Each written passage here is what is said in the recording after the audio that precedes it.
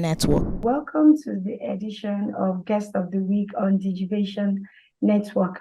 On this edition, we'll be having Mr. Seun Solanke, the CIO Club Africa President and a former CIO officer for Airtel Nigeria. A lot of people have always heard CIOs, CIOs, CIOs. What is a CIO, or who is a CIO? Okay, a CIO, quite frankly, stands for Chief Information Officer, and that's usually the most senior information technology practitioner or specialist in an organization. This is usually an individual responsible for driving IT operations, project delivery, IT governance and cybersecurity, as well as taking the organization forward from a digital transformation perspective, helping to implement digital transformation initiatives, ensuring that mission critical platforms remain highly available, ensuring that customers have the best digital experience.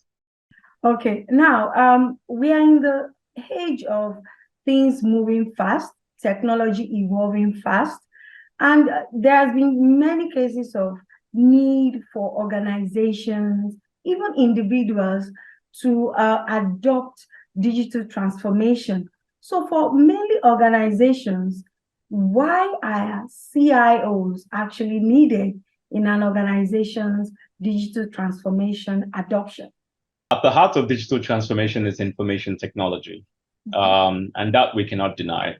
And by that simple fact, you require CIOs for the core execution of any digital transformation agenda. And that's because digital transformation typically involves moving from legacy to next generation type solutions. And when you look at the legacy platforms which are being supported by CIOs and their teams, there is a need for them to be highly involved in the strategy and in the execution of digital transformation programs to ensure success. And by the way, when you do implement a digital transformation agenda, it still has to be supported by the CIO at the end of the day.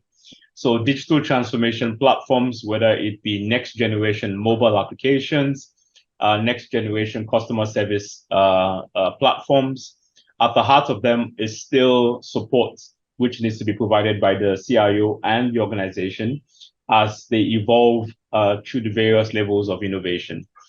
In some organizations, the CIO is the digital evangelist and is actually the person responsible for driving a change in digital culture within the organization. Is someone responsible for educating the organization on the benefits of digital transformation. Is someone who's got a mandate for making things much clearer, explaining what are the concepts of digital transformation, what it means for the organization, what it means at executive levels, and how you translate that into the actual execution for the organization, how you take that into revenue growth for that organization. So at the heart of everything we do from a digital transformation perspective, the CIO sits firmly there and is considered a trusted stakeholder for this mandate. For more than 2 decades now, Nigeria, let's say at large, Africa, has been trying to find its place in the cyberspace, let's put it that way. But there is need for Nigeria, by large, Africa, to actually build a future they really want. So how relevant are CIOs to the digital future of Nigeria and at large, Africa? No, so CIOs contribute to the digital evolution of a country because they are at the forefront of technology execution and innovation in their organizations.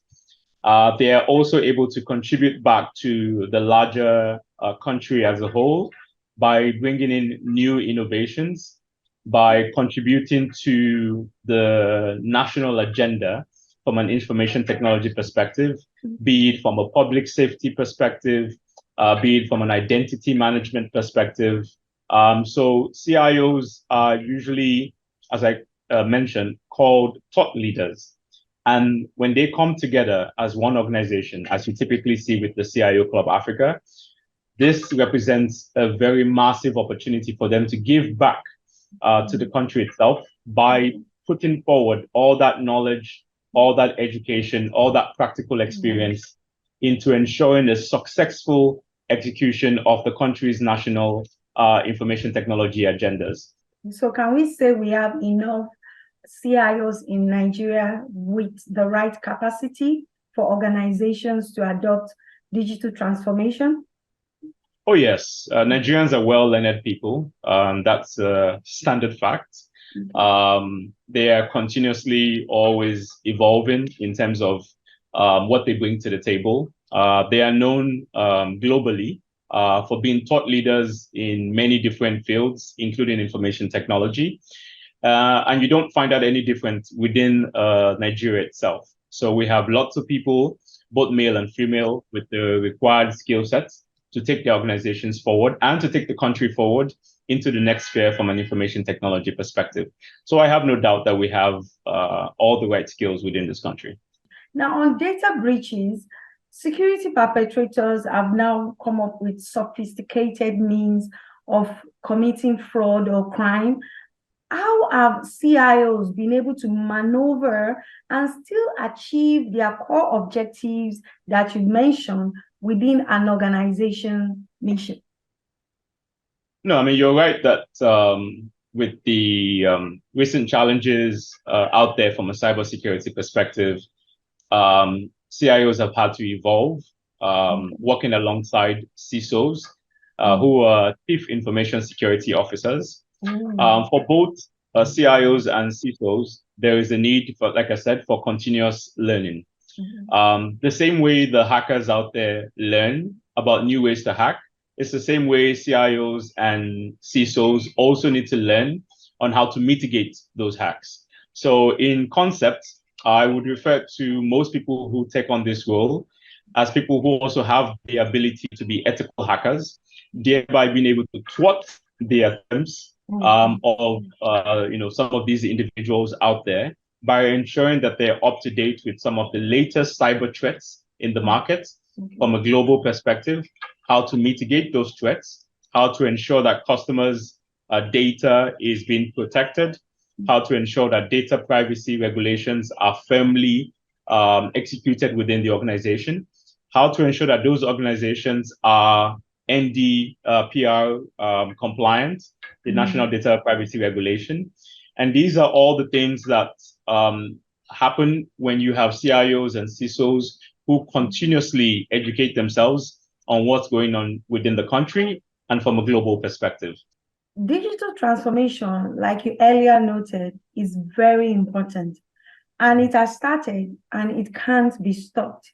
So what are the future prospects that you see of Nigeria's digital transformation? I think, as you've said, it started and it's been on for quite a while. So we now have organizations that are quite digitally mature. We have organizations that are leveraging best of breed capabilities in terms of new mobile applications that have the best customer experience built into their functionality. We've got organizations who are leveraging robotic process automation for improving their business processes, thereby being able to reduce on their cost of spend and being able to improve their margins by spending less on technology. So I think from an execution perspective, a lot of organizations are not at the beginning of their transformation journeys, but are actually firmly on the way to being digitally mature. And when you compare what's going on in Nigeria with the global landscape, I think it's something to be proud of. Some years back, there may have been a lag in terms of the country catching up with what was going on with the Western Hemisphere. But I think when you look at since the COVID era up until this particular period, we've seen remote work in Nigeria very successful, right?